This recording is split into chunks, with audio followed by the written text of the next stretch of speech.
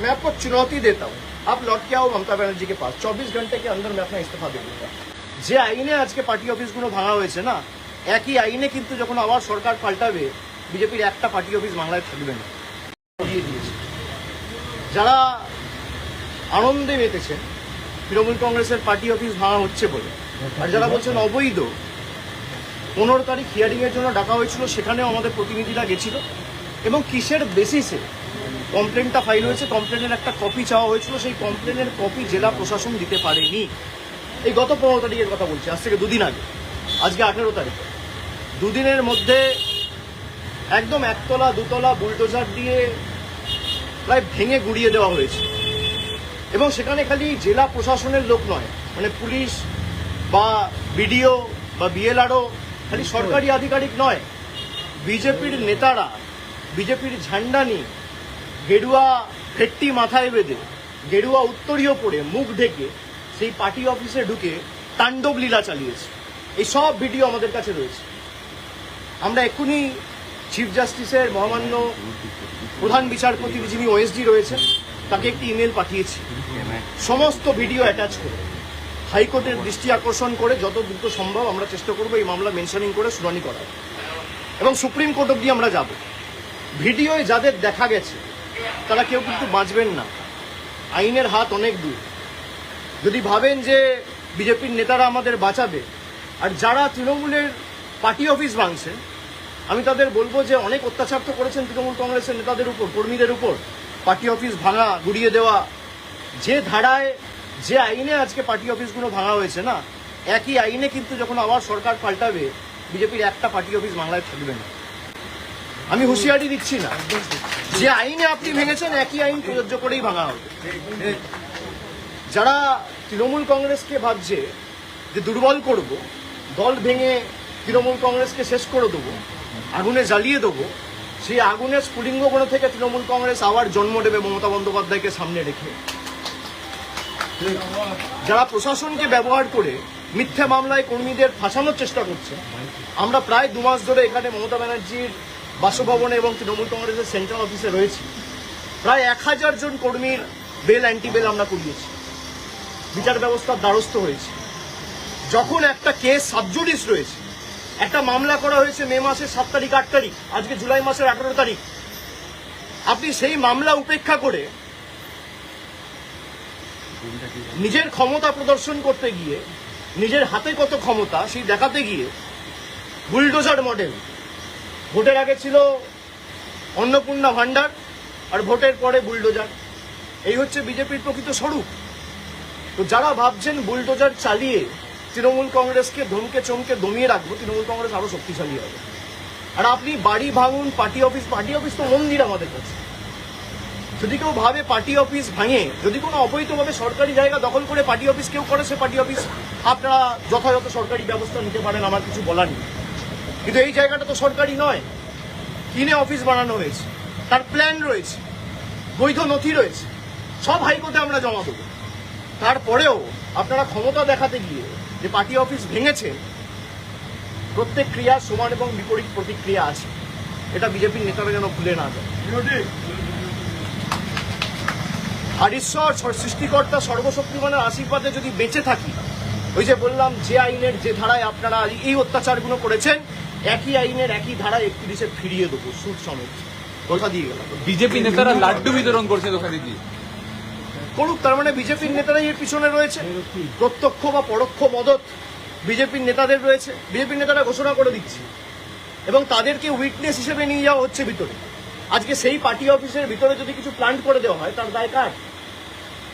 যিনি আমার বিরুদ্ধে ক্যান্ডিডেট হয়েছিলেন, 2বার ল্যাজে গোবরে হেরেছে, তাকে উইটনেস হিসেবে বিজেপি নিয়ে গেছে। পার্টি অফিস যখন ভাঙা হচ্ছে, ভিতরে যখন মালপত্র নিয়ে আসা হচ্ছে, বিজেপির গেরুয়াধারী, গেরুয়া পতাকা, গেরুয়া উত্তরীয় পড়া গুন্ডারা মুখ ঢেকে, আপনারা তো দেখিয়েছেন, বেসিন, ফার্নিচার সব ভেঙে দেওয়া হচ্ছে, পৈতৃক সম্পত্তি এদের।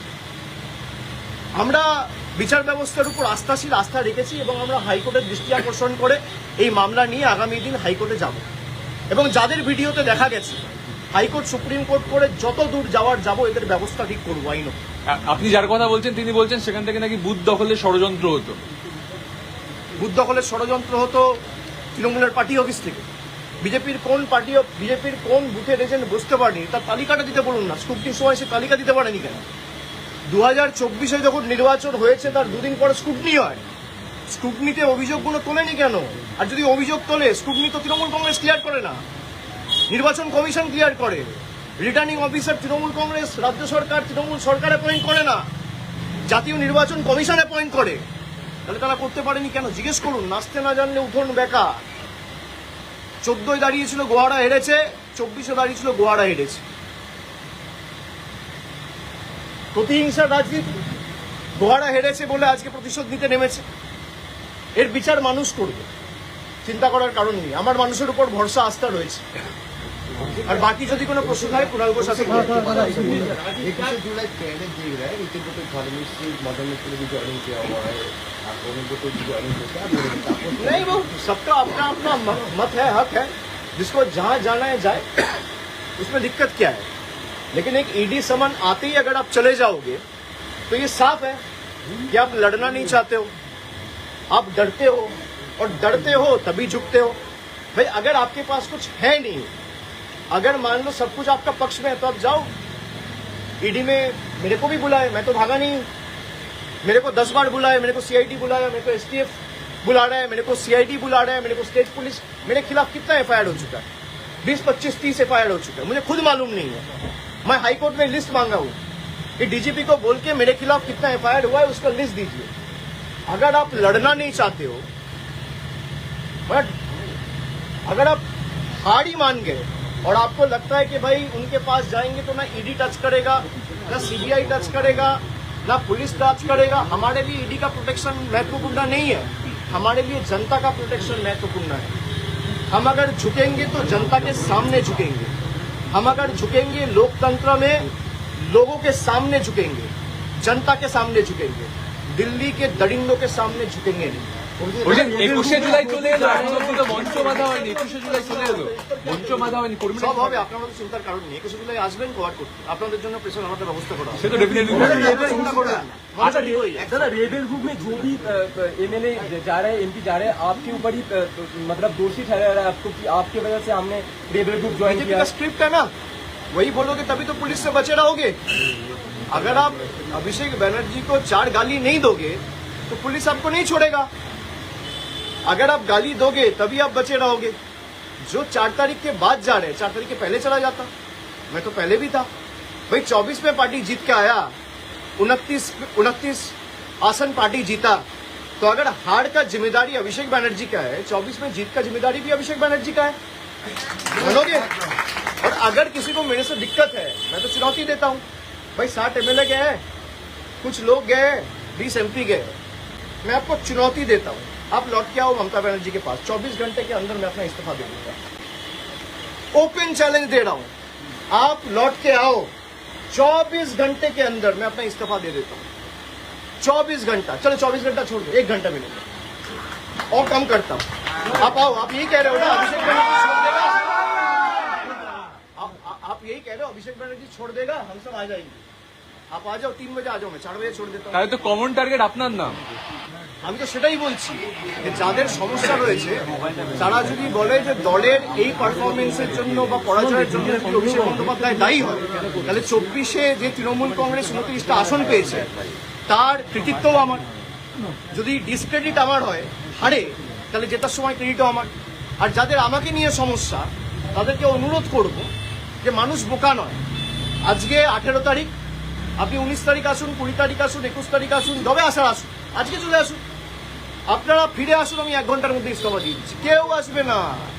ডিল হচ্ছে ওদিকে যাও, অভিষেক ব্যানার্জিকে গালাগালি দাও, তোমাকে বেঁচে থাক, তোমাকে বাঁচিয়ে রাখবো, ইডিও ধরবে না, সিবিআইও ধরবে না। যাদের বিরুদ্ধে ভুড়ি ভুড়ি অভিযোগ তারা এখন হয় পুলিশের কাছে ধৃত, না হলে বালিশ চাটা ঋতব্রত। এই দুটো ছাড়া আর উপায় নেই। Voice campaign, voice campaign. Last question. ঠিক আছে।